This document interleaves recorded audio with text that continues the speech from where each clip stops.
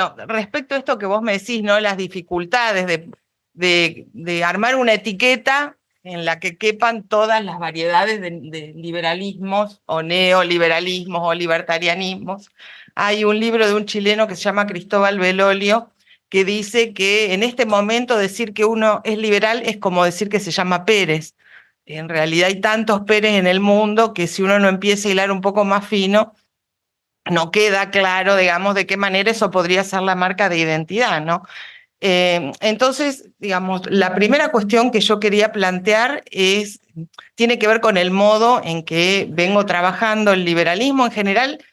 He trabajado durante muchos años el liberalismo clásico y desde hace, digamos, 6 o 7 años, por motivos muy ligados a la coyuntura, porque finalmente, como dice Michel Foucault, el pensamiento se interroga sobre las condiciones de la propia existencia, ¿no? Entonces, bueno, evidentemente nuestro modo de estar en el mundo en este momento está muy marcado por las renovaciones, las supuestas renovaciones de la tradición liberal y su instrumentación en programas económicos, ¿no? Entonces, siempre, digamos, me pareció, sobre todo a partir de la lectura del curso de 1979 de Michel Foucault, Nacimiento de la Biopolítica, que había que, digamos, diferenciar distintos interrogantes, ¿no? Había que plantearse distintas formas de interrogar al liberalismo, ¿no? Una primera forma, tal vez la más canónica, es la que se interroga por el liberalismo en términos de una tradición de pensamiento, una filosofía política, que seguramente es la que, digamos, con la que estamos más acostumbrados o acostumbradas a lidiar. Una segunda dimensión de análisis que está más ligada a la propuesta Foucaultiana es pensar el liberalismo como racionalidad gubernamental. Es decir, hay una técnica gubernamental propia del liberalismo que tiene una razón práctica, digamos, que se forja, dice Foucault, en la práctica cotidiana del gobierno y que tendríamos que ver cuáles son sus características. Voy guardando intrigas para que sigan conectados a la charla. Y una tercera dimensión sería pensar al liberalismo como un campo de sentido, es decir, un conjunto de significaciones socialmente arraigadas que definen como algunos criterios de inteligibilidad socialmente compartidos acerca de qué es la política, qué es el individuo, cuál es la relación entre los individuos, etcétera, ¿no? En el primer caso yo había pensado, teniendo en cuenta la tónica del seminario o de la unidad lectiva, creo que es lo que están dando Diego e Ignacio, tomar, digamos, esta primera caracterización del liberalismo como vertiente de pensamiento y en este sentido desplegar como una especie de menú de ideas disponibles para el siglo XIX que podamos filiar en el liberalismo, puesto que la unidad electiva gira sobre el liberalismo en el siglo XIX, sobre Argentina en el siglo XIX, si Argentina fue una potencia en el siglo XIX, la idea era esta, ¿no? Entonces, la primera cuestión es que en ese menú de opciones acerca de algunas ideas que podríamos recuperar de la tradición liberal, hay más diferencias que similitudes.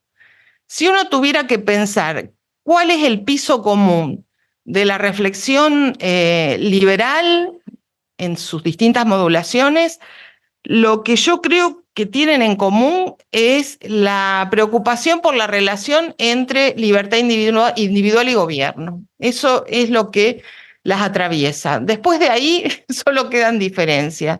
Pero en términos generales, tanto el liberalismo clásico del siglo XIX como las reformulaciones que por comodidad etiquetamos como neo, propias del siglo XX y sobre todo posteriores a la crisis del XXIX, tienen el foco puesto en esta relación entre libertad individual y gobierno. En este punto, digamos, después, este es como el piso, ¿no? Después hay distintos modos de abordar la relación entre gobierno y libertad individual. Judith Shklar, que es una era una filósofa política de origen letón que se radica después de la Segunda Guerra en Estados Unidos y es la primer catedrática del Departamento de Filosofía Política de Harvard, dice que en realidad por lo menos hay tres liberalismos. Un liberalismo de los derechos, un liberalismo del desarrollo humano, un liberalismo de los derechos es el liberalismo de matriz lockeana, y todas las vertientes que nos resultan más conocidas, ¿no es cierto? Que lo que plantean es que en esa relación individuo-gobierno, lo que le pone un freno al gobierno son los derechos. La barrera, digamos, frente a la cual no pueden avanzar más los gobiernos son los derechos que son naturales, que ostentamos en nuestra condición humana, en nuestra simple y radical condición humana, ¿no es cierto? Hay una segunda vertiente que es la de del desarrollo humano, que sería John Stuart Mill, un filósofo de mediados del siglo XIX inglés, que efectivamente tiene planteos muy renovadores en relación al corpus del liberalismo clásico. Después voy a volver sobre esta cuestión, pero por ejemplo, aún reconociendo la importancia de la libertad individual e incluso el derecho a la excentricidad, dice él en el ensayo sobre la libertad, reconoce que, digamos, sobre la base de intereses egoístas no se puede construir ningún vínculo político. Entonces hay que pensar de qué manera es posible generar alguna forma de articulación que funcione, digamos, de manera aceitada, con un pie puesto en los derechos y con un pie puesto en el reconocimiento de la obligación política. Y después la tercera forma del liberalismo, ella lo denomina el liberalismo del miedo, es el liberalismo que se forja a partir, digamos, de la experiencia ominosa de los crímenes de guerra. En principio, los primeros crímenes de guerra son los crímenes de las guerras religiosas, pero esto obviamente adquiere una tonalidad significativa después de la Segunda Guerra Mundial en el marco de los totalitarismos, ¿no? En este marco, uno podría, digamos, con esta, que es una de las tantas clasificaciones posibles del liberalismo, ¿no es cierto? Me tomé la de Sklar porque es una filósofa que me gusta mucho, me parece muy interesante, muy provocadora en muchas de sus propuestas, por ejemplo, la de plantear que el liberalismo no tiene Weltanschauung, no tiene idea de sumo bien, en todo caso construye sobre la idea de sumo mal. Pero con esta idea de prescindencia valorativa, el liberalismo no le puede decir a nadie qué es lo bueno, pero puede tratar de generar acuerdos en torno a cuál sería el mal absoluto. Y el mal absoluto es la crueldad. Y los crímenes cometidos sobre la base de la crueldad, ¿no? Digo, este es una especie de primera grilla clasificatoria que podría ser muy discutible, pero que nos puede servir como disparadora. En este marco, yo les decía, lo que pensaba era de qué manera podemos presentar un menú de nociones liberales que están disponibles para las élites políticas latinoamericanas en general y Argentina en particular, teniendo en cuenta, no me quiero pisar con cosas que seguramente va a trabajar Marcela en el próximo encuentro, pero teniendo en cuenta que José Fernández Sebastián hace como una especie de cartografía del uso del concepto de liberal o liberalismo, y lo que plantea es que en realidad en Argentina el uso del concepto de liberal, digamos, etiqueta para definir una posición política, o de liberalismo, el sustantivo, es bastante menos frecuente, digamos, hace como una especie de gradación, ¿no? Muy común en México, en Brasil, muy poco común en Argentina y en el medio Chile y Venezuela, ¿no? Entonces, la primera cuestión es esta, ¿no? ¿Qué marca de identidad buscan los actores cuando tratan de cobijar sus proyectos políticos bajo el paraguas del liberalismo? ¿De qué manera piensan que ese identificador contiene la variedad, digamos, de propuestas con las que están lidiando, ¿no? La variedad de programas o de proyectos políticos que tienen que encarar o que pueden encarar? Entonces, en este plano yo decía, para cerrar esta primera parte, digamos, el liberalismo como tradición de pensamiento y en el siglo XIX particularmente, mapear un poco cuáles son las referencias disponibles, que no quiere decir, no estoy proponiendo pensar en términos de influencias ni de genealogías así muy lineales, pero digo, si los actores políticos del siglo XIX quieren, quieren apelar a la etiqueta de liberales o de liberalismo para nombrar un determinado proyecto político, bueno, ¿qué ideas, qué menú de ideas tienen a la mano, no es cierto? En primer lugar, obviamente Locke, John Locke, un pensador de la segunda mitad del siglo XVII, que se muere en 1704, y que, digamos, plantea algunas cuestiones que obviamente siguen muy a flor de piel en el liberalismo contemporáneo, el tema de la propiedad. Igual el concepto de propiedad en Locke, no me voy a repetir porque acá debe haber muchos que ya cursaron teoría política con el Chakra y Juan Manuel, el concepto de propiedad en Locke es un concepto de síntesis, no son los bienes, es vida, libertad y bienes. Claro. Entonces es un concepto de síntesis, es mucho más amplio que el concepto de propiedad con el que se maneja la mayor parte del liberalismo contemporáneo. Locke también, digamos, con la Carta de Tolerancia, plantea justamente la cuestión de la libertad de conciencia o una idea de fuero íntimo en relación a la cual el poder político no puede tener ningún tipo de intervención, que dicho sea de paso, este es el criterio que para Shklar define, digamos, traza el piso común del liberalismo. Que en cualquier versión del liberalismo hay un reconocimiento de la necesidad de trazar una frontera entre lo público y lo privado. Después difiere, digamos, dónde se traza. Cuánto más se deja para lo privado, digamos, cuánto se amplía el margen de lo privado con respecto a lo público o viceversa, ¿no es cierto? Pero este es una de las imágenes, digamos, más emblemáticas del liberalismo clásico y efectivamente tiene que ver con, o es una de las derivas posibles de la libertad de conciencia, la tolerancia, ¿no? Como dice Shklar, como consecuencia de las guerras religiosas, porque en realidad esa es otra cuestión, uno está acostumbrado a pensar al liberalismo como la expresión filosófica, digamos, de un proceso de secularización. Y en realidad hay que retrabajar el liberalismo en la vinculación entre lo teológico y lo político.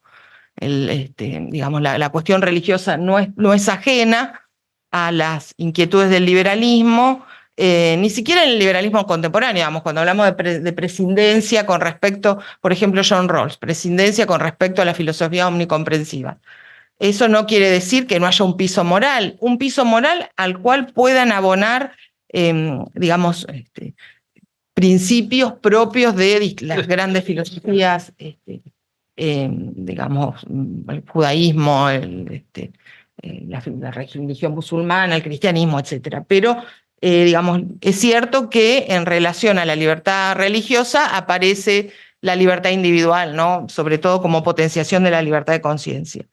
Y otra idea, digamos, en términos de las ingenierías políticas del liberalismo, que está presente en el segundo ensayo, es la de que el poder supremo en la arquitectura institucional de un Estado es el poder representativo. Esto es el legislativo.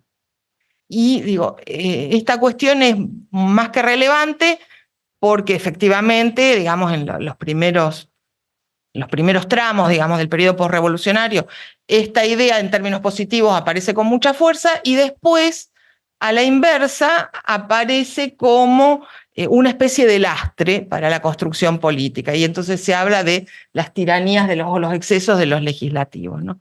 Entonces, este es un primer menú de ideas disponible en el siglo XIX para las élites latinoamericanas. Después, obviamente, Adam Smith. La idea de la mano invisible, que déjenme decirles que no es del mercado. No quiero frustrar ninguna creencia arraigada. No es una traducción caprichosa, pero no es literal.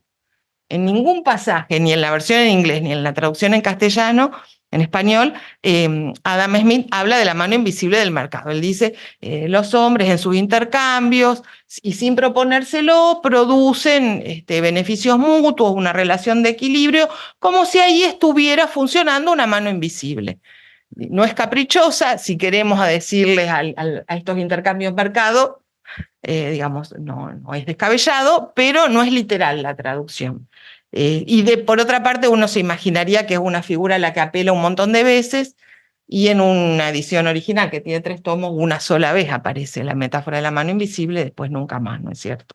Fuerte esto. Sí. Después, la otra cuestión es que efectivamente a Smith le preocupa cuánto interviene el Estado, pero lejos de esa imagen de presidencia radical que solemos abrigar, en realidad, y además otra idea, lejos de pensar que las relaciones entre los individuos son inocuas y son relaciones de laboratorio, podríamos decir, están despojadas de cualquier referencia a las relaciones de poder, Adam Smith tiene muy en claro las asimetrías en las relaciones de poder y de las asimetrías generadas por la desigual distribución de la propiedad. De hecho, él efectivamente, traje algunas citas, pero las voy a dejar porque así no nos extendemos, pero él dice, en realidad, es incomprensible, es injusto, no hay forma de justificar que el trabajo produce riqueza y los trabajadores sean pobres. Y de hecho él dice, bueno, de ninguna manera puede ser malo para el conjunto de la sociedad generar condiciones que mejoren la calidad de vida de aquellos que son mayoritarios y que sostienen sobre sus espaldas la producción de riqueza.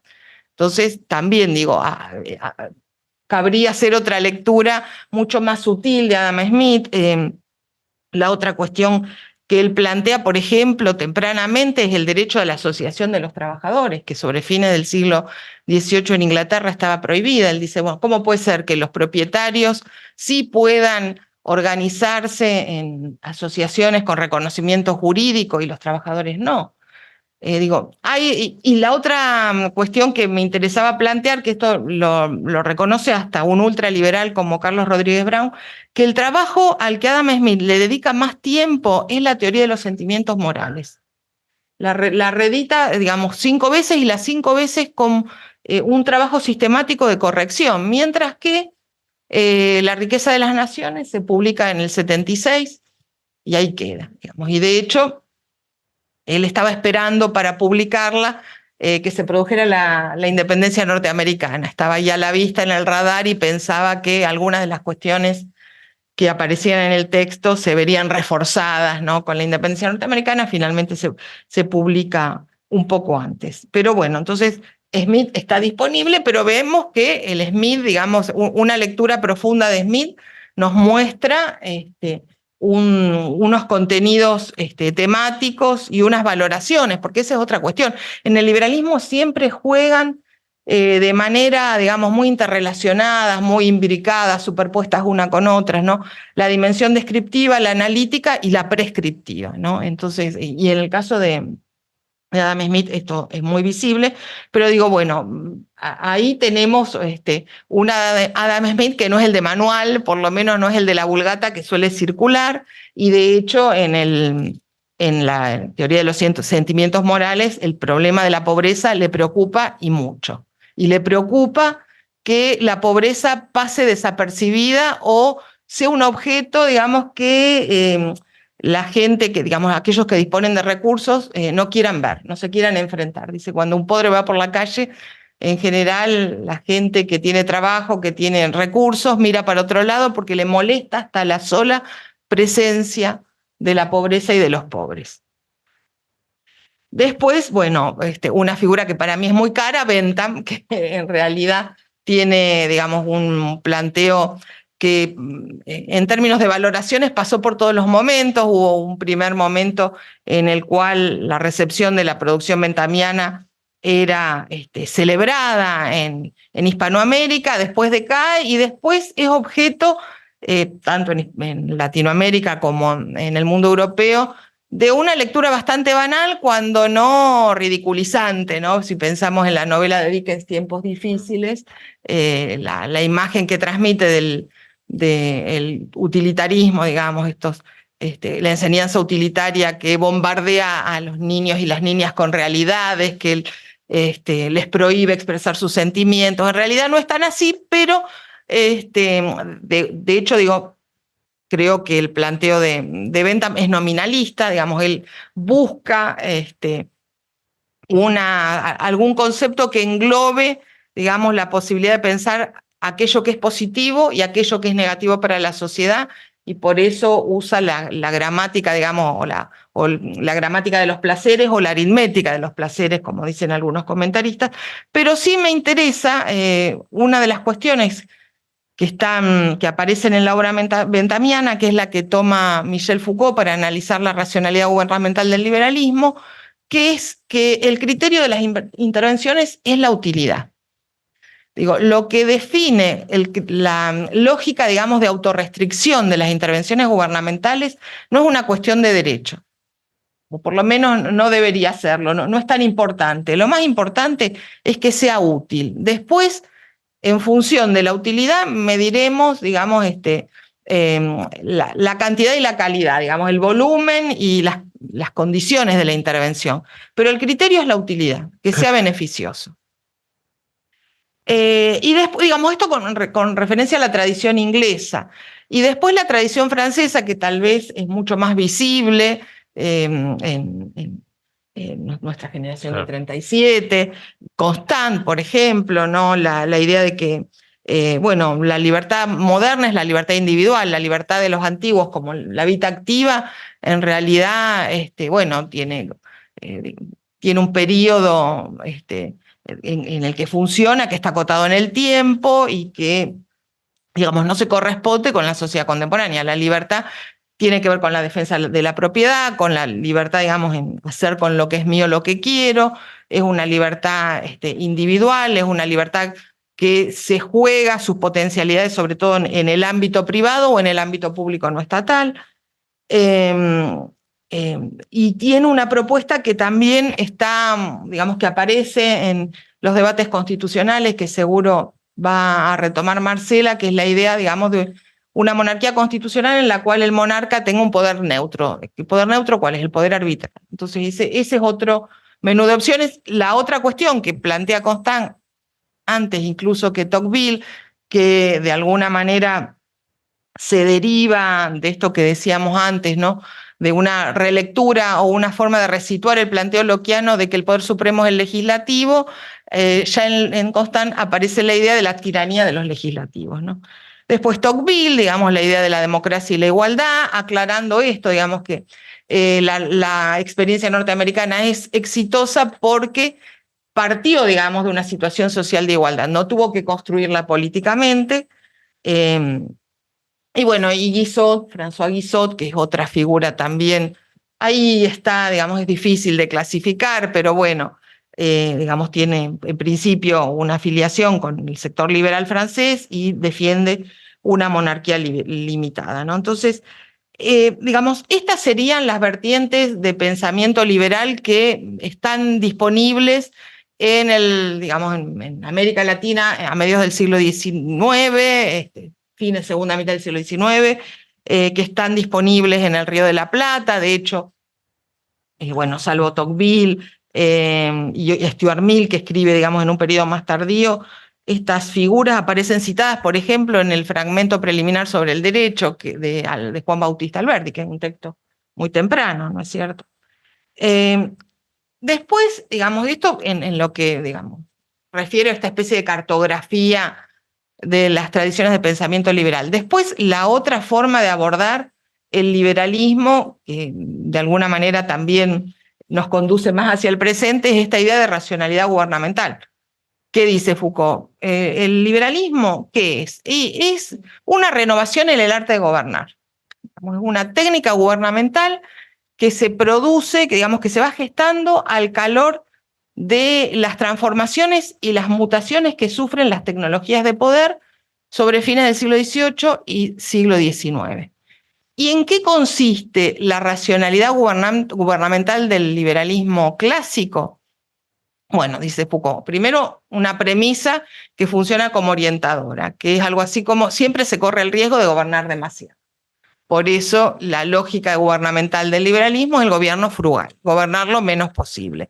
Gobernar lo menos posible no quiere decir no gobernar, como decía antes, digamos, en todas las vertientes del liberalismo, ya sea teóricas o en las prácticas gubernamentales liberales, hay un reconocimiento de que el gobierno es ineludible. De lo que se trata es de, digamos, definir para cada situación, diríamos, cuánto gobernar y cómo, ¿no es cierto? Pero con este criterio, no siempre se corre el riesgo de gobernar demasiado. Fijémonos cómo encontramos el límite a la intervención gubernamental.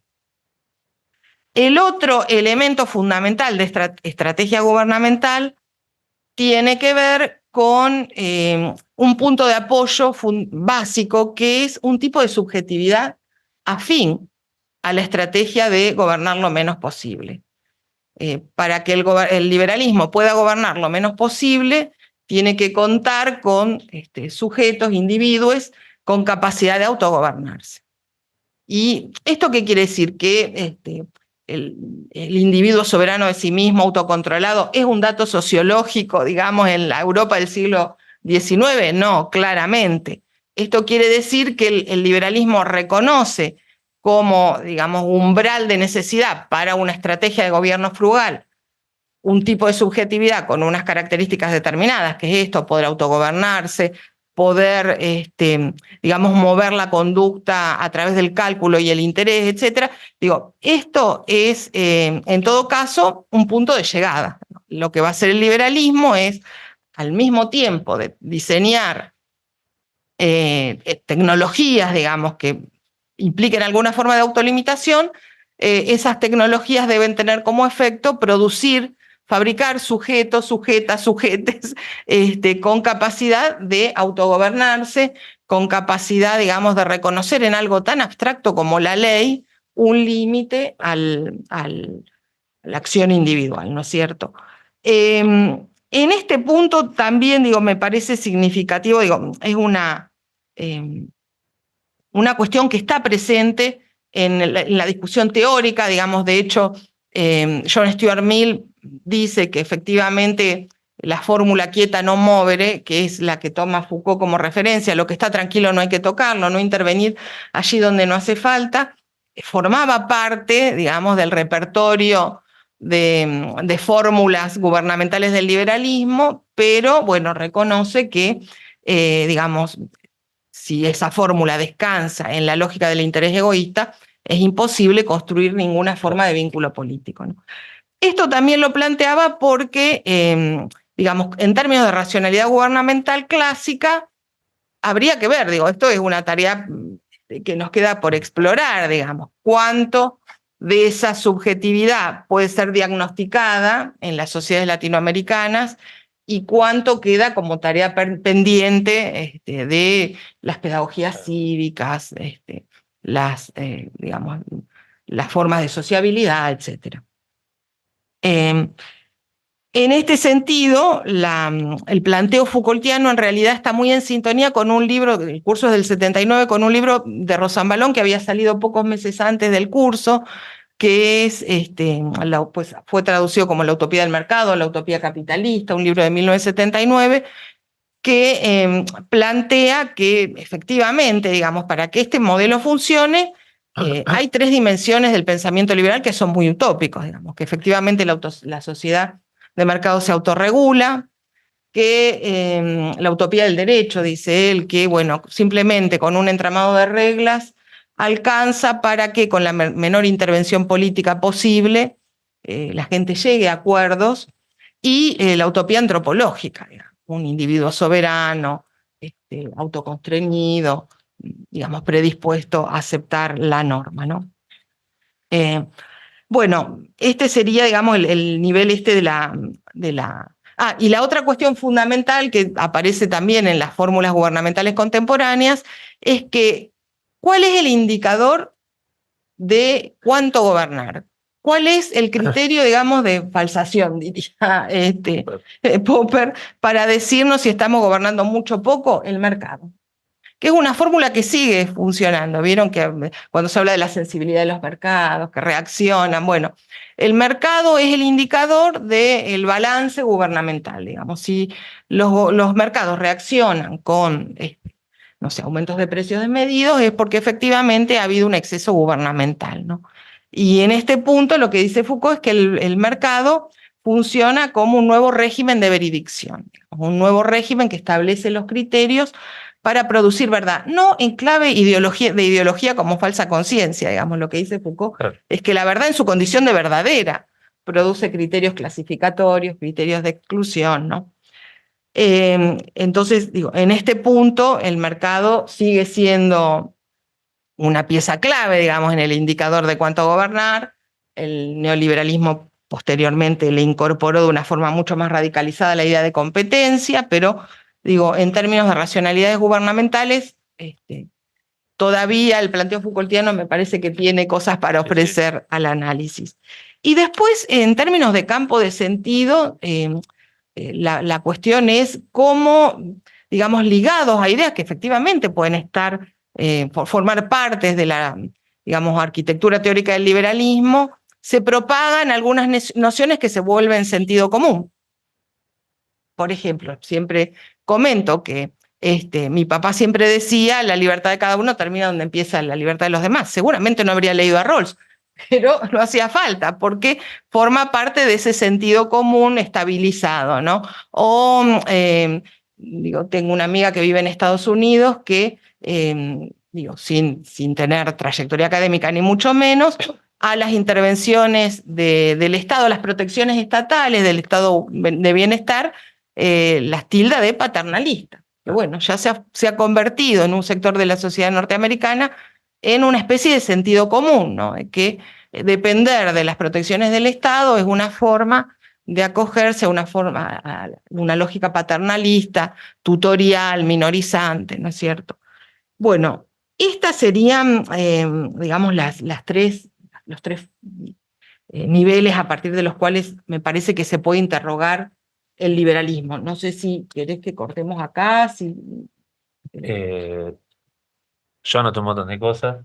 Pasamos de mercadotecnia a mercadotecnia avanzada en un momento. ¿Quieren que hagamos algunas preguntas como para, y vos retomás a partir de lo que alguna reflexión que quieran hacer de las cosas que planteó Lali?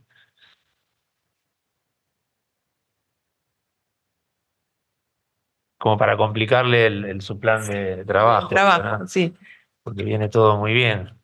Sí, mientras piensan, les iba a decir que en realidad estos desfasajes que uno por ahí, desfasajes, digamos, estos como, estos, digamos, puntos de divergencia, ¿no? Que uno encuentra a veces en la teoría y en la práctica gubernamental, tampoco es que sean producto de nuestra condición periférica.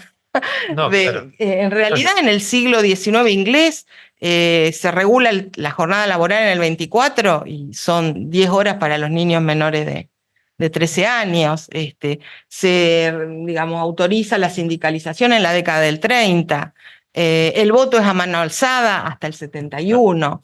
Entonces, quiero decir, evidentemente gobernar lo menos posible admitía un rango de intervenciones enorme. No es el reino, digamos, de la libertad absoluta, ni mucho menos.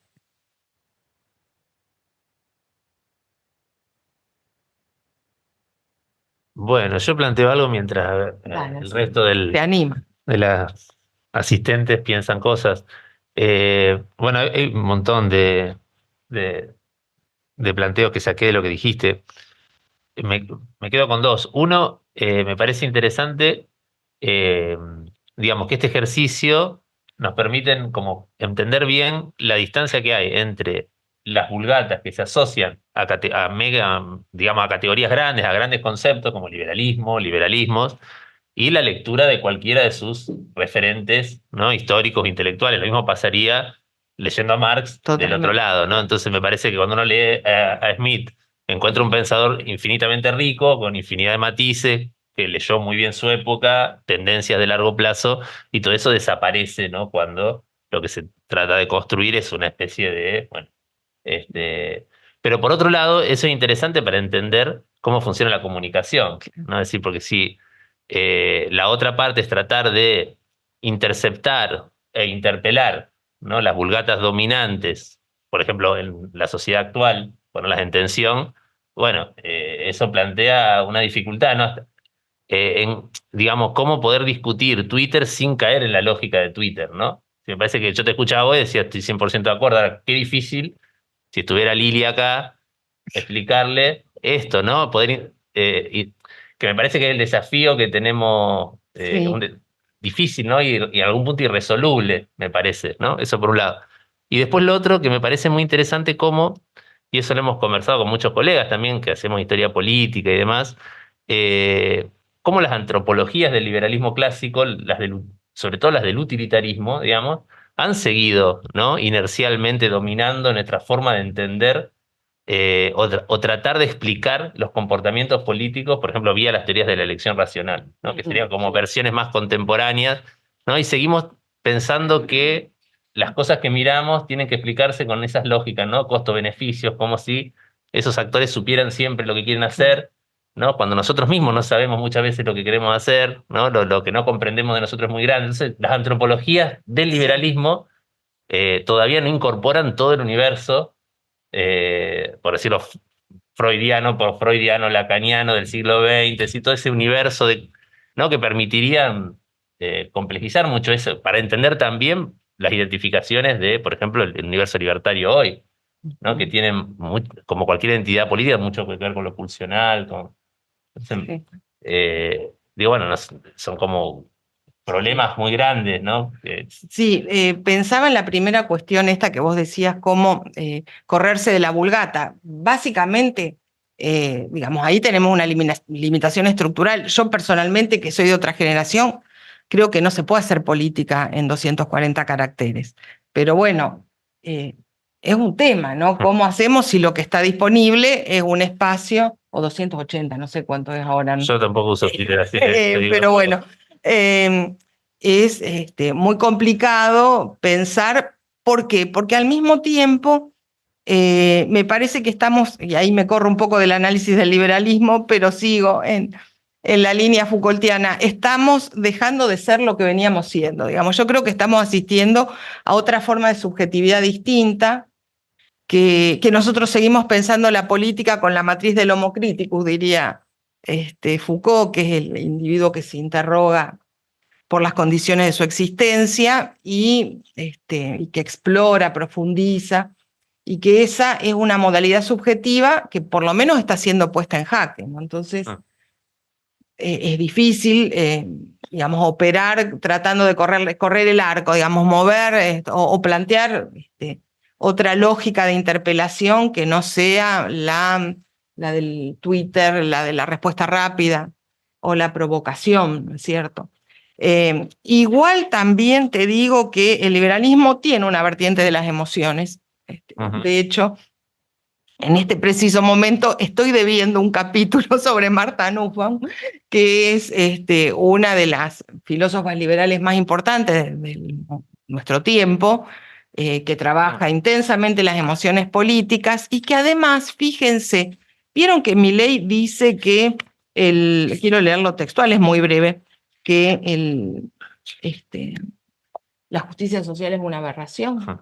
Bueno, Martha Nussbaum dice: la filosofía nunca ha abandonado todas las grandes preguntas, pues al fin y al cabo, la preocupación de la filosofía liberal es la justicia social. Digo, hay, para empezar esto, ¿no? Habría, digamos, dentro del liberalismo muchos matices. ¿Qué es lo que hace que todos se pongan la camiseta que dice liberales diciendo cosas tan distintas? Bueno, ¿qué se quiere ponderar, ¿no?, en ese juego? Claro. Pero, y después lo que vos decías, la secuela utilitarista. Igual también eso es como un principio instrumental. Yo no creo que Bentham haya comprado la idea de que, digamos, eso constituía una naturaleza humana, una condición antropológica.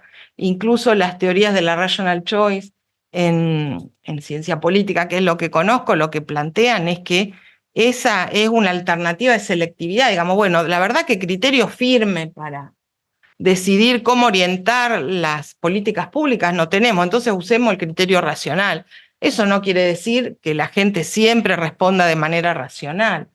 Incluso pensaba en cómo esto, digamos, cómo se va como enturbiando, ¿no? el ambiente de debate en torno al liberalismo. Hace 10 años se planteaba que la teoría de la public choice era la versión neoliberal de la teoría política, en el plano de la teoría política.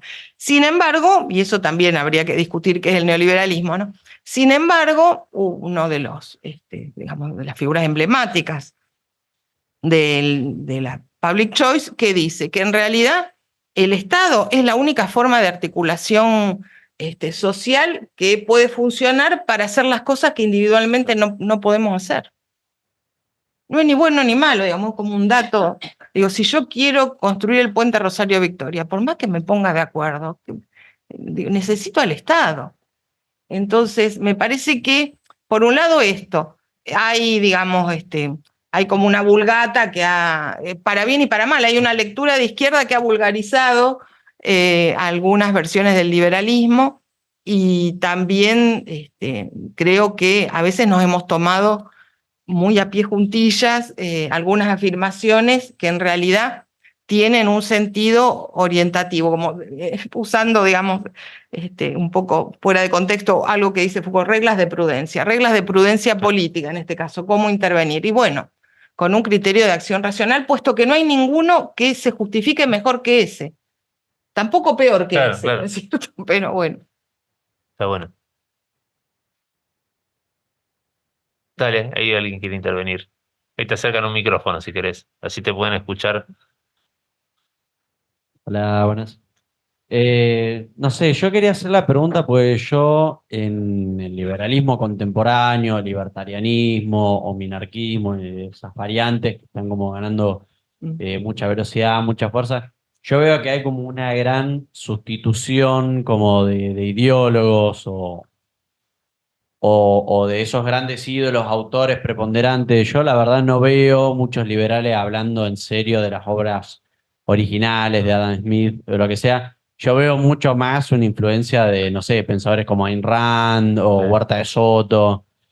O sea, yo veo más como esa cuestión de ir a experiencias muy recientes. No sé si el reaganismo, el thatcherismo. No veo que haya como una construcción de este liberalismo moderno, neoliberalismo, o como se le llame, sobre experiencias más antiguas, más tradicionales, sino que yo lo veo con un espíritu como más revolucionario y más reciente, como con esa cuestión más contemporánea, no ganar fuerza desde ese lado. No veo que se remonte mucho a tradiciones de hace siglos. Sí, eso es cierto, digamos, si vos hacés ahora un control de búsqueda, vieron que nadie resiste un control de búsqueda, en los textos que se suelen citar, Rothbard, Hoppe, Karsten, Beckman, en realidad la figura, digamos, del liberalismo clásico que más aparece, las figuras son Locke y Smith, pero muy poco Stuart Mill, 3 o 4 citas en un libro de 1500 páginas, como El hombre, la economía y el Estado, un libro de Rothbard.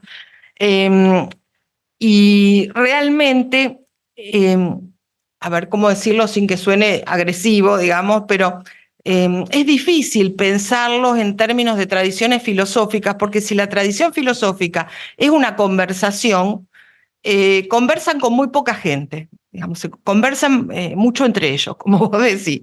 Entonces, hay pocas referencias a otras lecturas del liberalismo. Aún así, también, y esto tiene que ver con una cuestión que tal vez debería haber planteado al principio, la racionalidad gubernamental no se define por la teoría.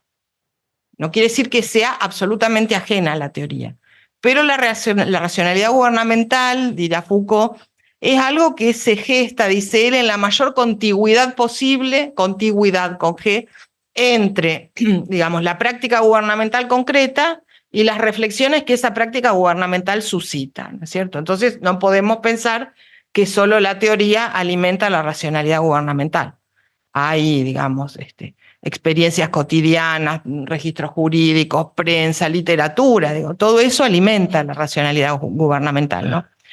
En este punto, ¿por qué lo aclaro? Porque no le podemos pedir, por ejemplo, a un programa como el de La Libertad Avanza que se atenga estrictamente a la teoría. Ahora, si hiciéramos eso, por ejemplo, Murray Rothbard tiene una reflexión sobre el deterioro ecológico que no tiene absolutamente nada que ver con lo que sostiene La Libertad Avanza. Dice que efectivamente hay condiciones de deterioro ecológico y que, bueno, la cuestión es, está el derecho para resolverlo. El que se siente perjudicado tiene que apelar al derecho para resolver estas situaciones de deterioro del medio ambiente, contaminación, sí, en fin, desertificación. Y en ese punto, digamos, le tira flechas envenenadas a Ayn Rand con respecto a su idea de que en realidad esta es una forma de manipulación propia de los sectores que se benefician con el Estado. Incluso hay una crítica muy marcada a las grandes corporaciones económicas. Dice algo así como, ¿qué me vienen a decir? Que Lockheed, Ford no viven del Estado. A esa gente le tenemos que dar protección. ¿Por qué digo esto? Porque en realidad, por un lado esto, ¿no? No le vamos a pedir consistencia teórica a un programa de gobierno porque los criterios orientadores son otros, no necesariamente, digamos, el texto es la receta, ¿no es cierto?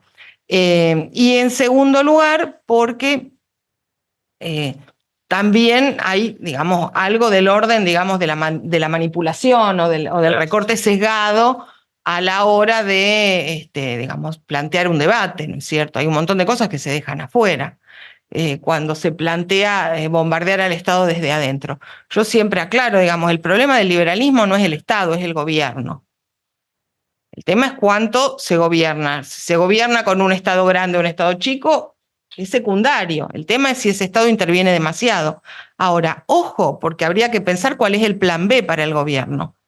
Si bombardeamos el Estado, ¿en dónde, digamos, quién concentraría las herramientas gubernamentales? ¿En dónde residiría, digamos, el proceso de toma de decisiones para el gobierno?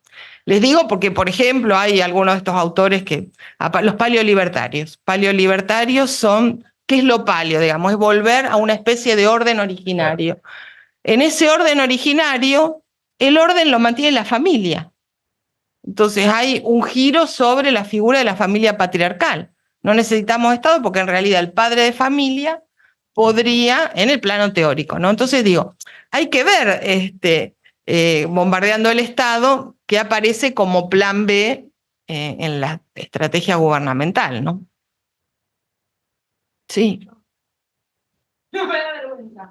Pero yo quería consultar, porque por ahí, primero que por lo menos para mí es un monstruo nuevo el liberalismo. O sea, para cómo pensé que me iba a pasar por lo menos en mi país. Entonces, algo que desconozco mucho. Pero siento o veo en realidad que por lo menos este neoliberalismo que hay, o más en esta zona, todo lo que es Argentina, Brasil, se tiñe mucho de lo que es la ultraderecha y de discursos ultraderechistas y de discursos anti-LGBTQ, antifeministas, anti-ecologistas, se quiere decir, y es como que eso es lo que yo no sé si antes, es lo que ellos leen o por lo que ellos discuten, ¿tiene esto o son ellos creando una nueva línea, digamos?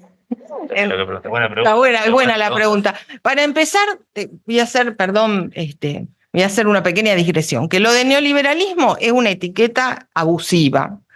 Neoliberalismo, ¿qué es? Es la renovación del liberalismo que se produce tras la crisis del 29. Después de la crisis del 29, digamos, el colapso de la bolsa, digamos, la miseria, el desempleo, todo lo que genera, digamos, la crisis del 29, suscita al interior del liberalismo la necesidad de rediscutir, digamos, la alianza entre capitalismo y liberalismo, no para sacársela de encima, sino para presentarla en otros términos.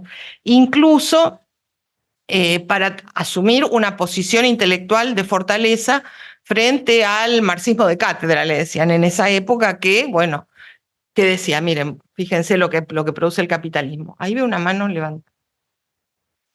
Ah. Sí.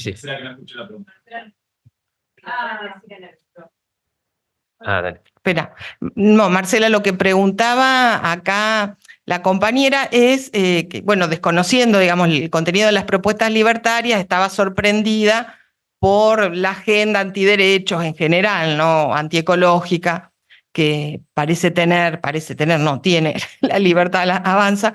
Y bueno, quería saber si eso efectivamente estaba en el repertorio teórico, digamos, del neoliberalismo o es algo que, digamos, viene por otro circuito, ¿no? Entonces, yo lo que quería plantear en principio es que el neoliberalismo, en la década del 30, el neoliberalismo era cualquier intento de renovar el liberalismo. De hecho, Sí, la palabra tiene ese origen ahí. tiene ese aparece origen, ahí. claro. Es nuevo, sí. Nuevo. A la cuestión social, ¿no? Exactamente. De hecho, la versión alemana, que son los primeros que Claro, el ordo. el ordoliberalismo también se la llama economía social de mercado.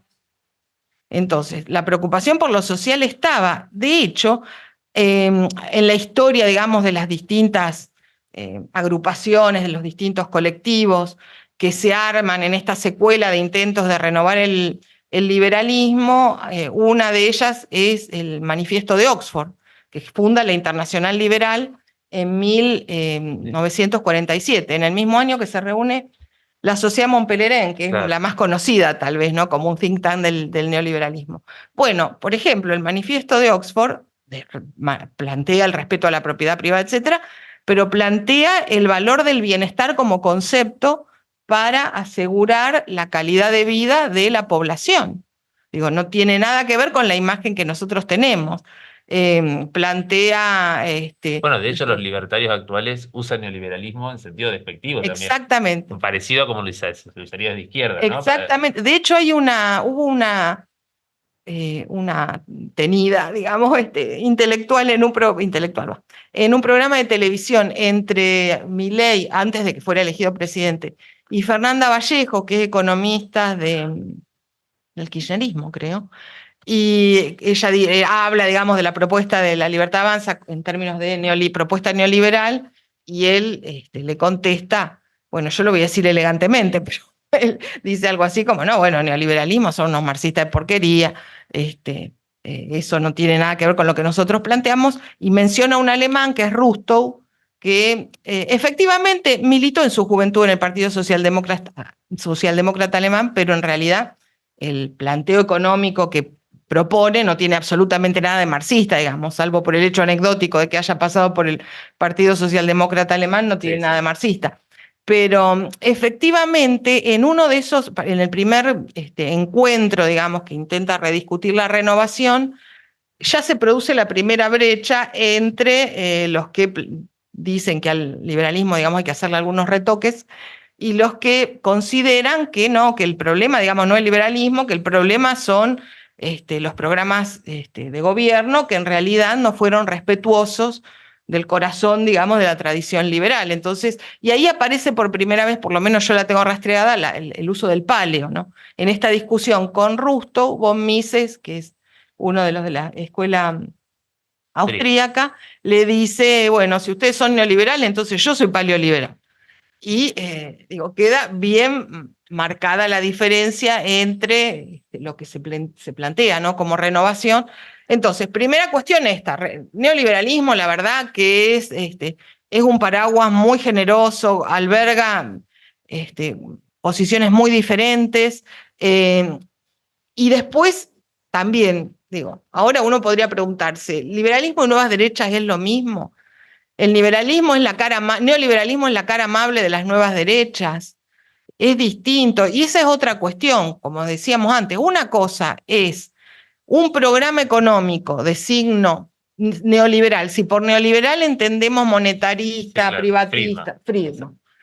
Y otra cosa es la estrategia gubernamental, como diría Foucault, la racionalidad gubernamental, que ya ni siquiera es la misma, no digamos obviamente la que pensó Foucault, porque escribió en un mundo donde ni siquiera había sido testigo él al momento de dictar el curso de los dos primeros experimentos neoliberales, que son el thatcherismo y el reaganismo. El curso se termina de dictar poco antes de las elecciones en Inglaterra. Y acá siempre me dicen, ¿y Chile? Y Chile no, ¿por qué? Porque en realidad Foucault estaba pensando en la gubernamentalidad como una lógica de intervenciones frugales. Por lo tanto, una dictadura no se ajusta. Digamos, no quiere decir que no haya habido un programa neoliberal, ni que no pueda ser, digamos, ni que ningún tipo de análisis de relaciones de poder de las que propone Foucault se le apliquen, solo que si gubernamentalidad es una lógica de gobierno frugal que reduce, digamos, que intenta reducir al mínimo las intervenciones,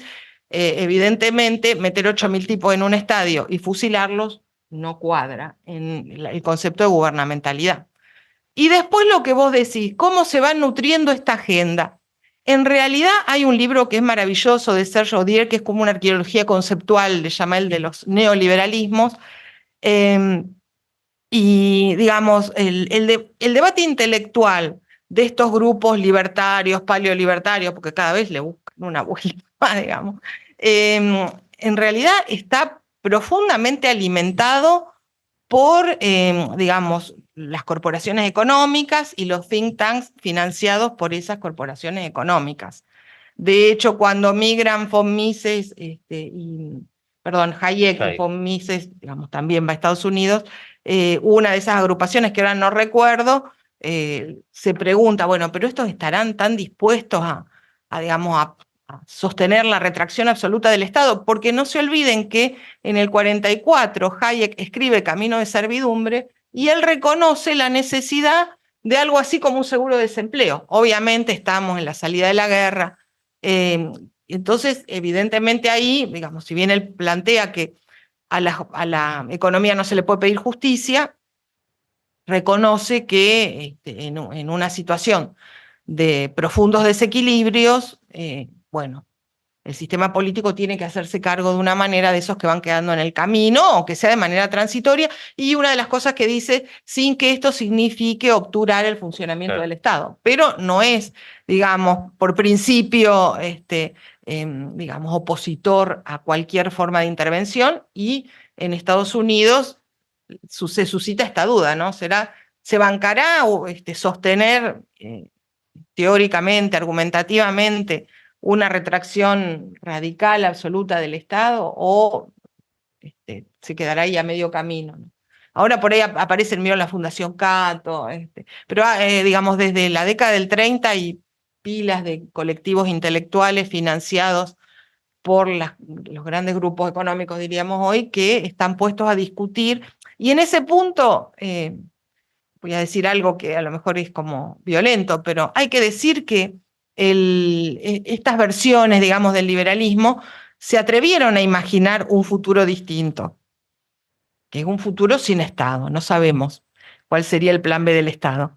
Lo que le pasó a la izquierda es que caído el comunismo, ya no tenemos, ahora, ¿qué tenemos para decir? La abolición de la propiedad privada. Digo, no tenemos a la vista un horizonte que, digamos, formule de manera positiva qué alternativas habría para estos procesos de empobrecimiento, que además eso es un fenómeno que se da en todos lados, digamos. La caída de los niveles de ingresos de la clase media es la que alimenta en todo el mundo el surgimiento de las formas más radicales de la derecha, ¿no? Entonces, bueno, hay que decir que en ese punto, en términos teóricos, por lo menos, hay una versión del liberalismo que se imagina un futuro sin Estado. Sí. Pensar en el libro de Stefanoni, ¿no? Claro. La rebelión se volvió de derecha. Lo pensaba en relación al planteo de ella. Claro. Cómo estas nuevas derechas, ultraderechas, como le quieras yo, asumen en sus propias agendas, algunos el aborto, otros la diversidad, otros la ecología, digamos, no necesariamente claro. las eliminan de sus agendas, algunos las incorporan y otros no, a nosotros nos tocó Esta versión. pero no es la única versión de estas ultraderechas, digamos, de estas nuevas derechas. Claro. No es lo mismo Le Pen que Vox, o los bancarios de los derechos. Claro, igual yo lo asociaba con los de acá, o sea, vos tenés a Bolsonaro, Claro. Claro. un montón de cosas, y ahora en Uruguay lo mismo. O sea, las regionales, no sé por qué están tan enojadas con los derechos que se han ganado. Sí, bueno. Sí, en realidad ahí yo diría que el análisis es más sociológico que conceptual, porque en el liberalismo no hay nada que te impida reconocer los derechos de las minorías. De hecho, el propio Bentham tiene un textito muy breve de 1817 donde plantea que, digamos, la sodomía se llamaba, se decía en ese momento, no debería ser penalizada, que en todo caso, bueno, el que cree en Dios pensará que este es un delito contra uno mismo, pero a la sociedad no le hace nada. Si no baja si, digamos, no afecta la oferta matrimonial, dice Bentham, ni la tasa de natalidad, en realidad no. O sea que en términos conceptuales no es un problema. En términos sociológicos habría que ver qué variables entraron en juego para que esto se vuelva central en la agenda.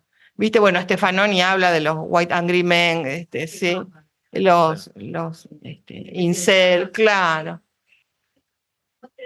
La diversidad de posiciones aún dentro del Totalmente. espectro, digamos.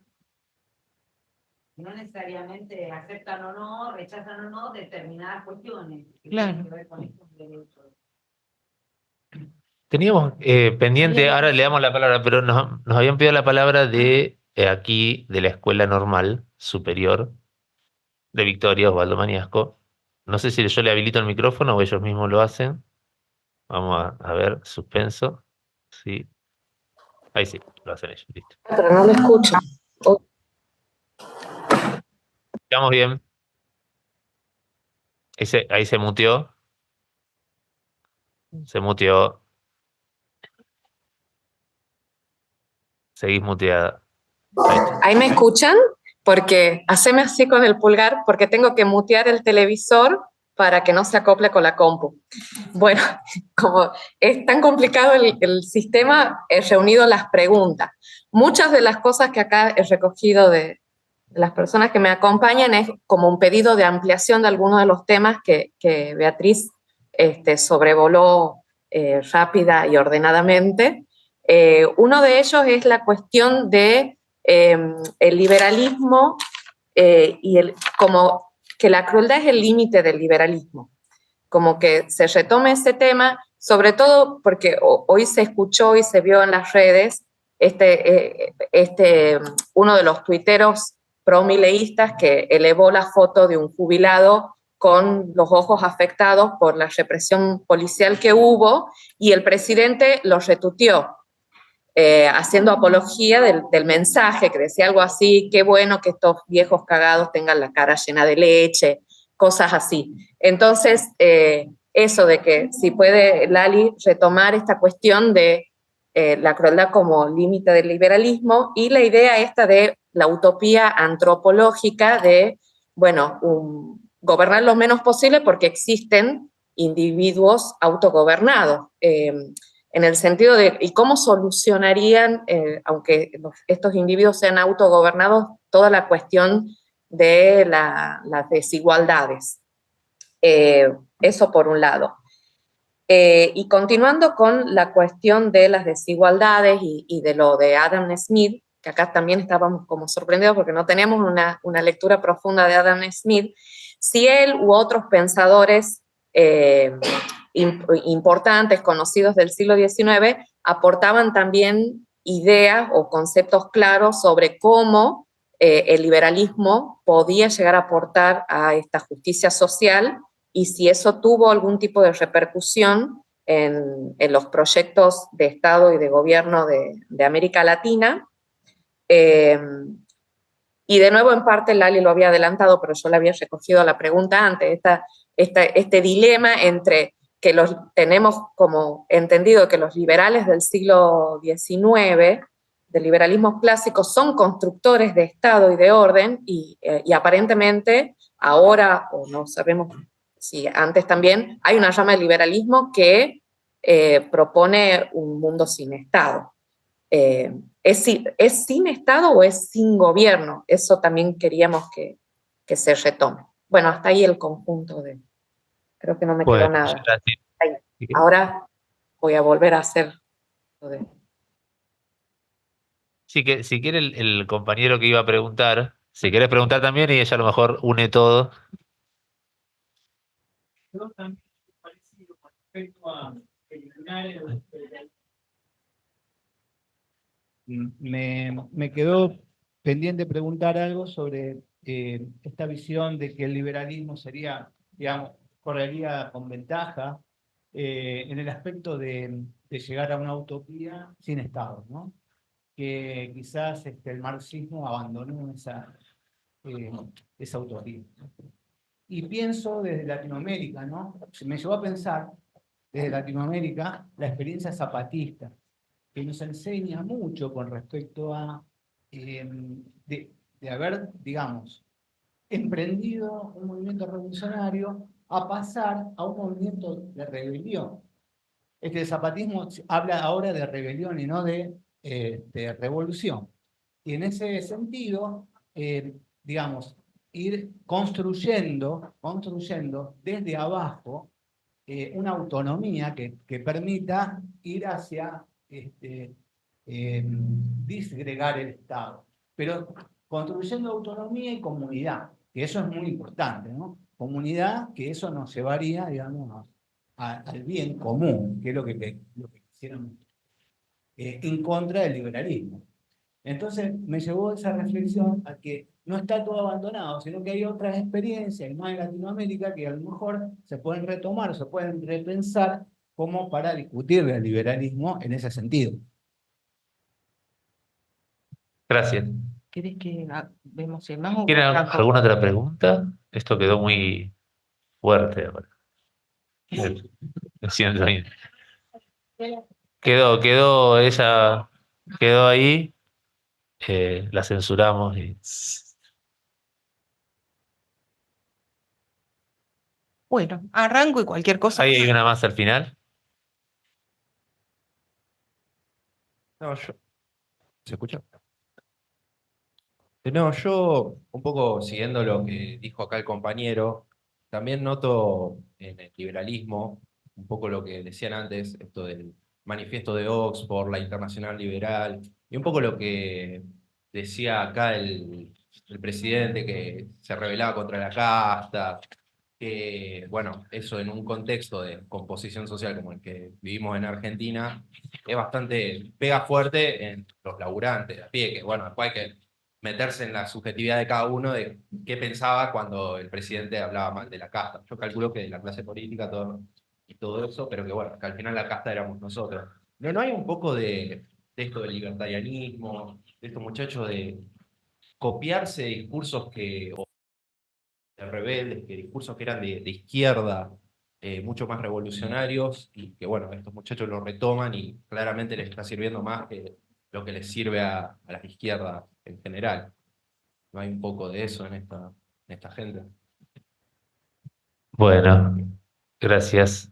Bueno, a ver, el tema de la crueldad es el planteo específico de Judith Shklar y a mí me parece muy significativo, digamos, muy potente, porque por un lado, digamos, establece un umbral mínimo de consenso que, digamos, si bien sería innegociable, no sería inalcanzable. No estamos pidiendo redistribución, salario mínimo. Estamos pidiendo un acuerdo sobre evitar la crueldad, ¿cierto? Y en ese sentido, lo que ella plantea es esto, bueno, la vertiente del liberalismo del miedo, como no tiene cosmovisión para proponer por su propia, digamos, matriz intelectual, ¿no? Porque además, en la secuencia histórica, la idea del liberalismo del miedo empalma muy bien con la reconstrucción genealógica digamos, del trayecto o de la experiencia, digamos, de las guerras religiosas, la persecución,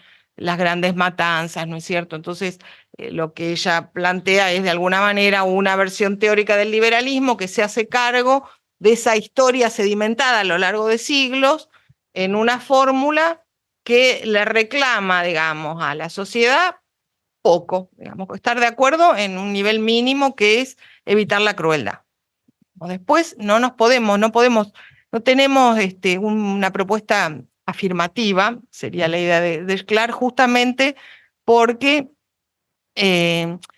digamos, eso sería de alguna manera avanzar más sobre el fuero interno de cada uno, ¿no? Sobre lo que cada uno piensa que es bueno o es malo. Entonces, simplemente, digamos, acordando, ella dice, no hay una idea de sumo bien, hay una idea de sumo mal. El sumo mal es la crueldad. Esto, digamos, podría ser un umbral de acuerdo fundamental, digamos, que difícilmente la gente se negaría a aceptar.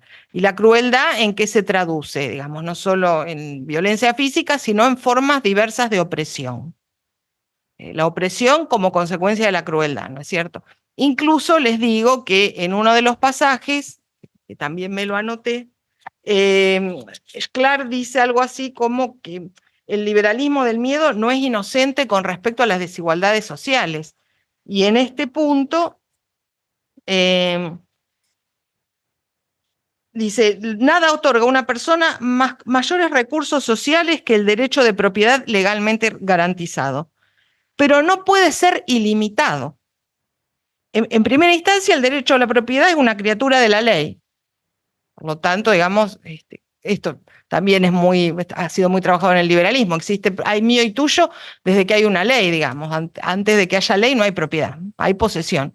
Yo tengo algo mientras me la banco sostenerlo, digamos. Viene otro, me pega un garrotazo en la cabeza y me lo saca y yo no se lo puedo, digamos, no lo puedo volver a recuperar y ya está, perdí, ¿no es cierto? Entonces, no puede ser ilimitada para empezar porque la propiedad es una creación de la ley, es hija de la ley, ¿no es cierto? Y además sirve a un fin público, que es ¿cuál? Dice ella, la dispersión del poder. Por lo tanto, la concentración de la propiedad, de alguna manera, impediría ese fenómeno de dispersión del poder. Concentrar propiedad es concentrar poder, ¿no es cierto? Digo, ¿por qué planteo esto? El diagnóstico de Sklar no es ingenuo, no es vale cualquier cosa con tal de que nos pongamos de acuerdo acerca de que el mayor mal es la crueldad. Hay una especie de radiografía sociológica que reconoce la importancia, digamos, de las asimetrías que genera la propiedad. Pero justamente porque ese va a ser un umbral mucho más discutible, la crueldad aparece como un horizonte de acuerdos, digamos, más fácilmente alcanzable, ¿cierto? Entonces, la idea de crueldad tiene que ver con esto, ¿no? Con encontrar un límite mismo de consenso. Piensen además que Sklar escapa de la guerra durante su adolescencia, sus padres ella es de Letonia, van deambulando por Europa escapando a la guerra, al nazismo, hasta que recalan primero en Canadá. Entonces, digo, la experiencia del totalitarismo si la primera marca histórica de ese liberalismo se conforma con un consenso mínimo en torno a la negativa, digamos, al enfrentarse a la crueldad, son las guerras religiosas, es la primera experiencia histórica, la segunda obviamente es el totalitarismo, ¿no? Y en ese sentido, digamos, tanto su trayectoria biográfica, digamos, como la historia occidental, confluyen en la propuesta de un liberalismo que no tenga, digamos, una idea de sumo bien, sino una idea de sumo mal, que sería la crueldad. Después, bueno, ¿cómo este principio lo podríamos operativizar, ya que en la coyuntura aparece? Además hay discursos de crueldad muy marcados, ¿no es cierto? Bueno, eso también, digamos, habrá que discutirlo, habrá que instalar la idea de que la crueldad es lo más lejos que hay del liberalismo, ¿no es cierto? Digo, por lo menos de algunas versiones del liberalismo, pero bueno, en términos de propuesta teórica, la consistencia del argumento tiene que ver con esto, ¿no? Que el liberalismo del miedo condensa el legado, la sedimentación de dos experiencias históricas que marcan profundamente a Occidente, que son las guerras religiosas y el totalitarismo, y la necesidad de suscitar acuerdos mínimos. Bueno, el rechazo a la crueldad parecería ser un umbral de acuerdos posibles. Después, sobre la utopía antropológica y la desigualdad, es que en realidad el análisis que hace Rosanvallon, y que yo coincido, digamos, porque bueno, ha sido tematizado en un montón de autores, digamos, la idea de que la sociedad contiene una especie de mecanismo autorregulatorio. ¿Qué quiere decir autorregulatorio? Es un punto de equilibrio, de orden, no de igualdad, no necesariamente de igualdad.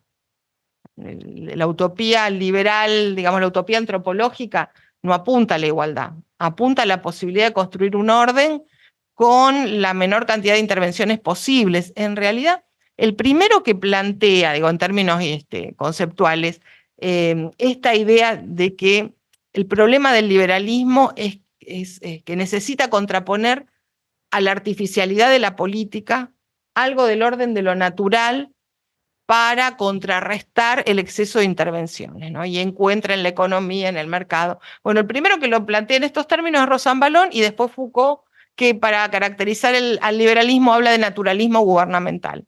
Naturalismo gubernamental, ¿por qué? Porque se mueve, dice Foucault, en el juego continuo de la realidad consigo misma, y la realidad obviamente es una construcción, pero construye esa realidad como lo natural, ¿no es cierto? Pero la desigualdad no es un problema. De hecho, digamos, la cuestión, la igualdad del liberalismo es la igualdad ante la ley. La igualdad, la que todos somos tratados de la misma manera frente a la ley, pero no la igualdad fáctica, económica, digamos, la igualdad en el acceso a los recursos, no en este liberalismo. Por ejemplo, Marta Nussbaum, la que habla de justicia social, junto con Amartya Sen, que fue un Nobel de Economía, tiene... La teoría de la elección racional. ¿Cómo? Uno de los críticos. Claro, exactamente, él reformula. ¿Y qué plantean? Lo que llaman teoría de las capacidades, que debe ser entendido de esta manera. Capacidades que son las condiciones que debe garantizar el sistema político para el disfrute pleno de la libertad. En ese punto sí hay una preocupación por el acceso a los recursos, a una vida sana, una vida digna, ¿no? Pero en principio, en la lógica conceptual de la mano invisible, por ponerle una figura que es muy emblemática, más allá de los cuidados que haya que tener en el modo en que lo usó Adam Smith, ¿no? Si nosotros queremos pensar en una perspectiva teórica que, digamos, encuentra en la dinámica de lo social una forma de autorregulación, bueno, el liberalismo efectivamente la tiene, pero para garantizar equilibrio y orden, no igualdad, no al menos en esa versión del liberalismo del siglo XVIII o siglo XIX, ¿no? O, qué sé yo, el utilitarismo. Igualdad ante la ley, no igualdad de oportunidades, y de hecho lo que definen muchos observadores o comentaristas del liberalismo, es un mecanismo que le llaman armonía espontánea de los egoísmos. ¿Qué es lo que encuentran funcionando en la sociedad los liberales más clásicos, digamos? Adam Smith, Bentham no cree en la armonía espontánea de los egoísmos, pero digamos, en esa versión que considera que la sociedad tiene formas de autorregulación, lo que opera es una armonía espontánea de los egoísmos. Y bueno, en esos egoísmos habrá algunos que, digamos, tendrán capacidad de acumular más que otros. Ahora, aprovecho y te interrumpo acá, porque en la Vulgata de Hayek que yo tengo, Sí. que no lo leí nunca sistemática, no seriamente, la desigualdad ya tiene un peso teórico mayor, Sí. que la desigualdad es el motor, ¿no?, del desarrollo y de la innovación de la Sí. sociedad. Por eso le usan mucho el ejemplo, viste, va al pasado y dice, bueno, sociedades estables, estáticas, son igualitarias. Exactamente, sí. Entonces ahí cambia, no solo que no interesa, sino que por el contrario, ¿no?, la desigualdad se convierte en un rasgo necesario de una sociedad dinámica, Un motor de motivacional. un motor. Si no la tuviéramos, tenderíamos a no poder movernos, ¿no? Entonces tiene un peso teórico muy Sí, grande. sí, sí. Ahí. Y bueno, en este sentido, digamos, la preocupación no es cómo resolverla, sino cómo encauzarla para que produzca. Yo debo decir que de Hayek he leído los textos filosóficos, el del individualismo, no los textos de teoría económica, la verdad que ahí no podría competir con el presidente. Kachanovsky dice que no lo leyó. Viste, Kachanovsky está obsesionado con que él tardó 7 años, no sé cuánto, en leer no sé cuál libro de Hayek que tiene 1000 páginas. Claro, Siempre sí. en todas sus entrevistas dice eso, que está seguro que Javier no lo leyó.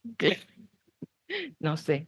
Puede ser. Bueno, Vamos a concederle el beneficio de la duda. puede qué sé haber- yo. Pero es cierto que, por ejemplo, la versión del individualismo de Hayek, el libro Individualismo, es muy, digamos, también muy original, muy provocador. Él dice, yo al individualismo al que adhiero no tiene nada que ver con el individualismo de la filosofía cartesiana o del contractualismo moderno. En realidad, ahí una vez más, el foco está puesto en una especie de dimensión sociológica. Lo que, digamos, lo que yo observo como motor de la sociedad es justamente que individuos insertos en una determinada trama de relaciones sociales pueden, digamos, activar la competencia, mejorar la economía, ¿no es cierto? Y hace una genealogía del individualismo que no tiene mucho que ver con la que nosotros imaginaríamos, ¿no? Que es, qué sé yo, Adam Smith, obviamente Burke, que normalmente queda encuadrado en el pensamiento conservador, Tocqueville, Montesquieu, bueno, en fin. Pero sí, igual digo, en este planteo que vos mencionás de Hayek, la desigualdad es como un motor, es como ese regulador interno, digamos, uno de esos mecanismos que permiten que la sociedad crezca, amplíe sus fronteras, produzca más. No, Y se no mantenga estricta. cohesionada también. Sí, Pero no en algo, funcione con sí, algún tipo de lógica orgánica, ¿no? claro, sí. Porque ese no es el eje. No es el eje, Claro. pero bueno, es que en realidad es como, es una cuestión como subsidiaria, viene como consecuencia, ¿no es cierto? Si la sociedad funciona armoniosamente, la desigualdad funciona como motor, el Estado no se mete, bueno, finalmente el orden se logra, digamos, se logra el punto de equilibrio.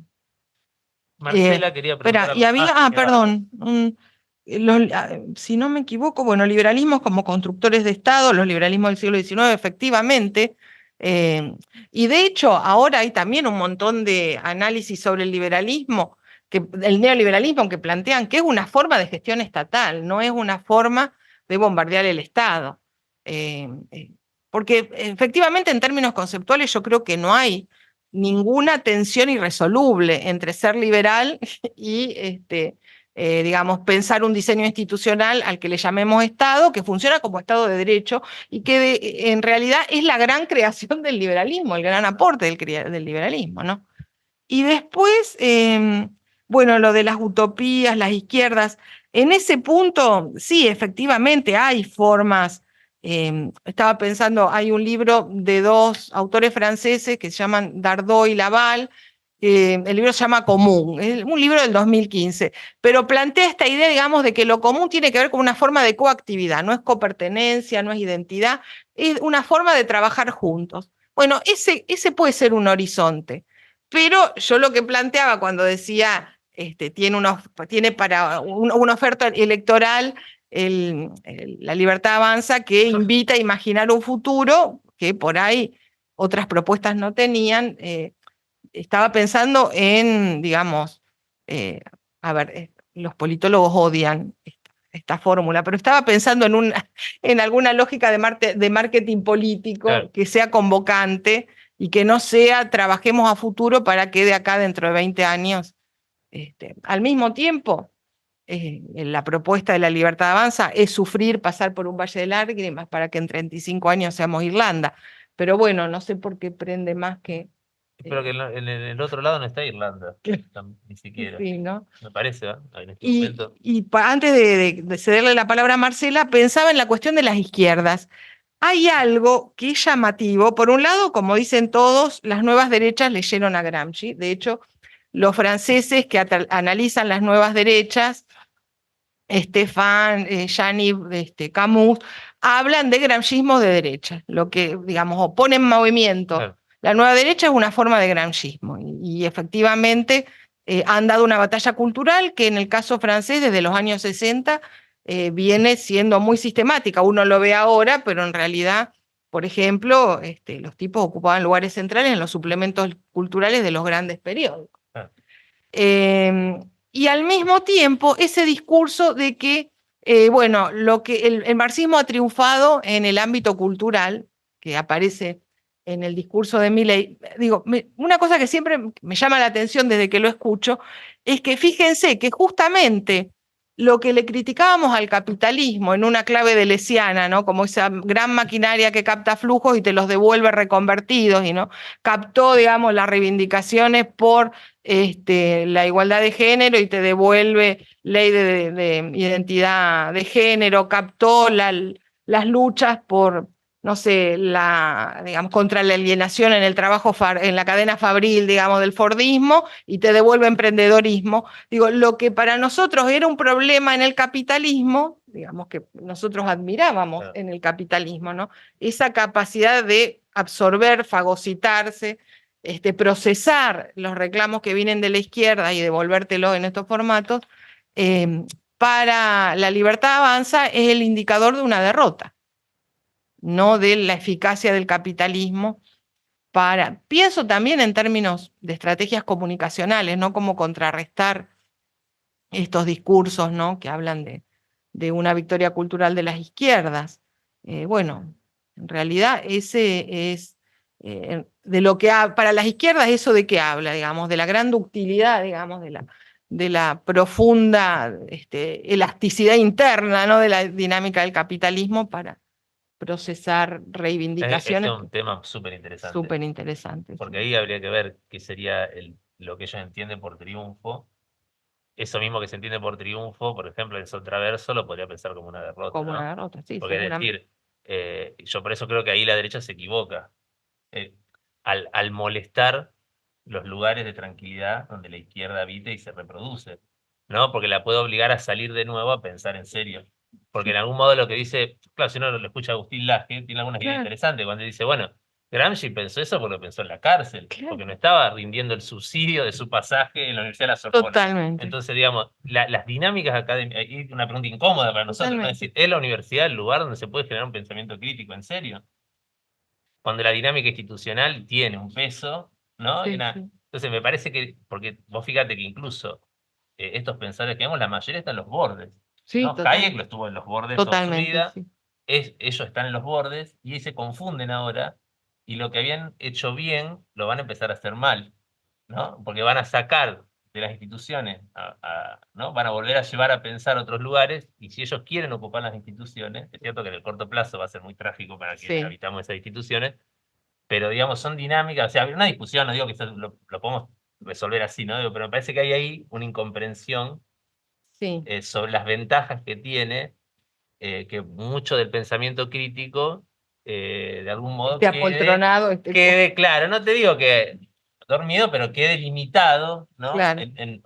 O tenga un espacio donde expresarse, ¿no? Sí, está bueno, además en términos conceptuales lo pensaba en la lógica de Foucault, de esto del no tocar lo que está tranquilo. Realmente es tocar algo que está tranquilo innecesariamente.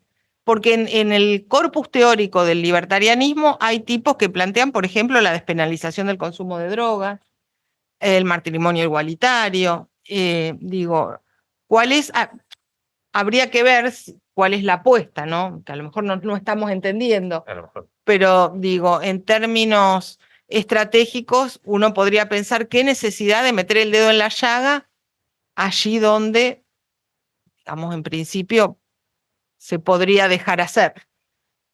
¿Qué sé yo? Le damos la palabra a Marcela, perdón. que así ya después. Dale. Marcela. Ahí Sí, está. es muy cortito, gracias, Diego. Lali.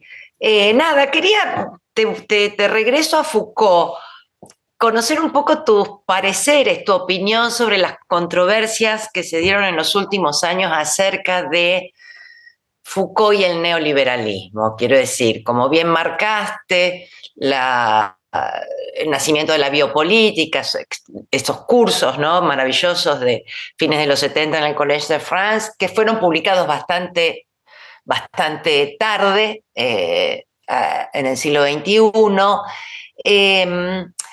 Bueno, ¿qué hay allí en Foucault? Y que, como también bien marcaste, fueron cursos dados poco antes de que ganara Thatcher y luego Reagan en Estados Unidos, para repensar la retroalimentación entre el plano histórico y la teoría y nada, sobre todo, bueno, te lo voy a decir muy brutalmente, ¿cuán berretas o no te parecen esas controversias o qué hay en Foucault, y particularmente en ese curso del nacimiento de la biopolítica, para que dé lugar a estas disputas.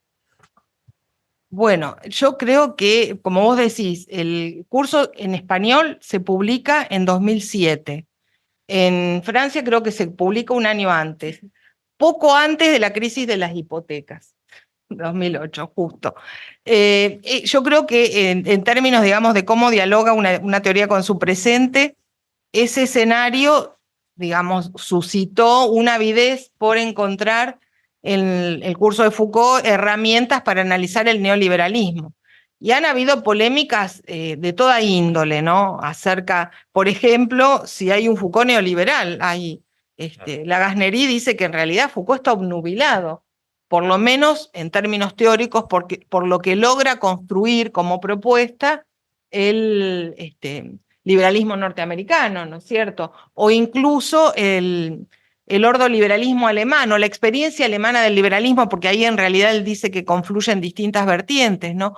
Que si nosotros pensamos en esto que yo decía antes, que aparece por primera vez en el libro de Rosan Ballon, el problema del liberalismo es oponer a la artificialidad de lo político alguna dimensión de naturalidad para apoyar la construcción del orden. Lo que dice Foucault es que la experiencia alemana es lo que refrenda la idea liberal de que es el Estado el que funda el mercado, por cómo cómo se sucede la dinámica, ¿no? Acuérdense la Alemania intervenida, con las 5 potencias presentes, bueno, cómo las formas de intervención en la economía disparan el ciclo inflacionario, y bueno, él dice, en un momento resuelven, bueno, no se intervienen más, liberamos los precios, y efectivamente se logra un punto de estabilidad, y al poco tiempo se retiran las potencias europeas, y en el 48 se dicta la Constitución alemana, ¿no?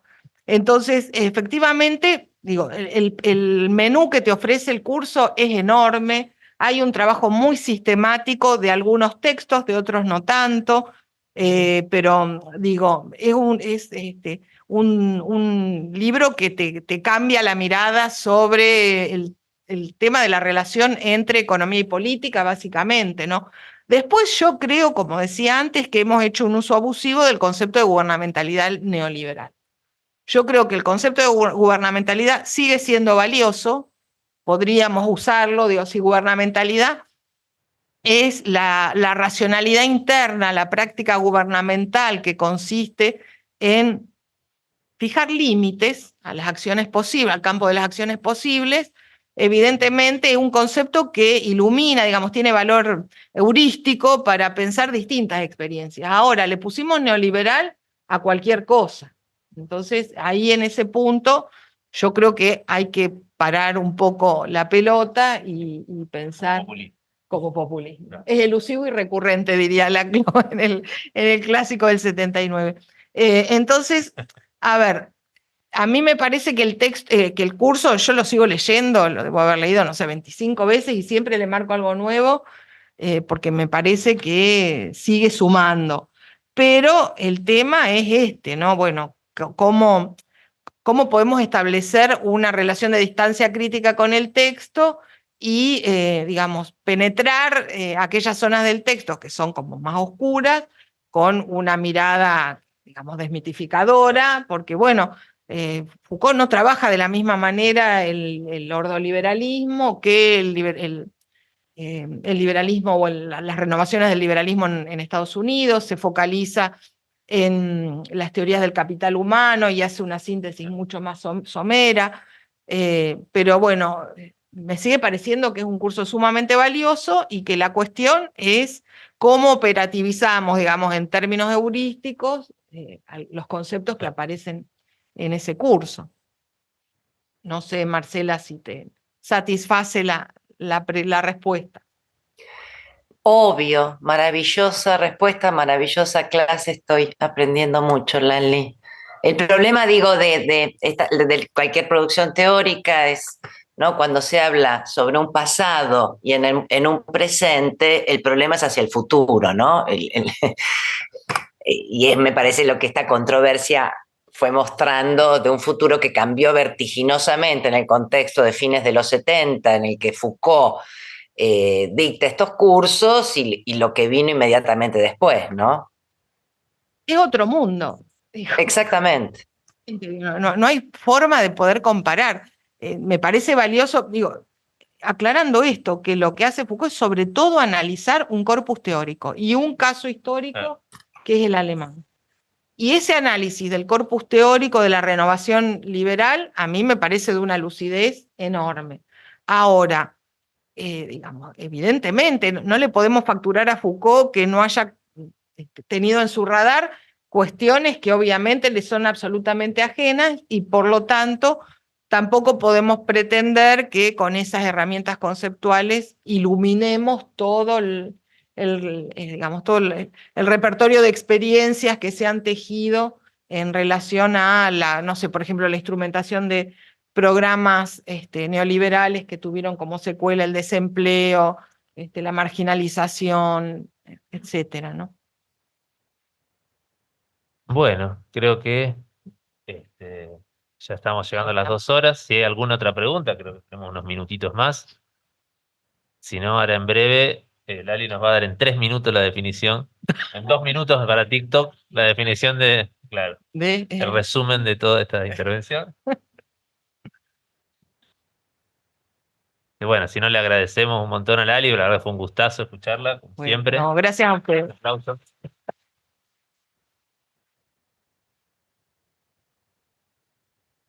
Bueno, y nos vemos en la próxima reunión. Bueno, buenísimo, ¿eh? Bueno. Me encantó, la verdad. Bueno, me Espectacular. alegro. Me quedé con ganas de... Buenísimo. No, te tenés que quedar con ganas de leer a Foucault.